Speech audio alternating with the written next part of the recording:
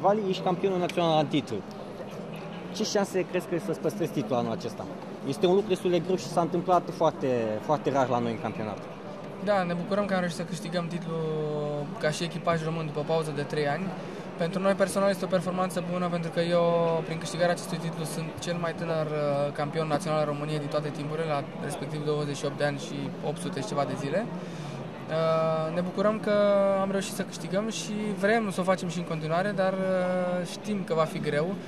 Concurența va fi foarte strânsă în acest an. În fiecare an a fost strânsă, dar parcă în acest sezon va fi și mai tare. Vom avea alături de noi piloți valoroși din Ungaria, dar nu numai, și din Franța va fi François Delcourt. Mașina noastră este o variantă de top, un Evo 10 R4, deci din punctul ăsta de vedere nu putem să ne plângem.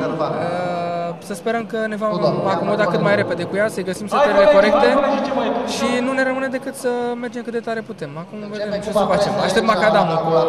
Cât de mult crezi că va conta sprijinul echipei? Sprijinul sponsorului principal sigur va conta, pentru că s-a dovedit de fiecare dată în motorsport, dacă nu ai un partener serios alături de tine, nu poți face performanță. Echipa în sine ne va ajuta pentru că vom fi mereu împreună și ne vom sfătui și e mai bine decât să fii singur. Și cred că vom avea rezultate și la echipe. Componența echipei este una bună și vom face rezultate bune la fiecare clasă. Când vei face pasul și pe plan internațional?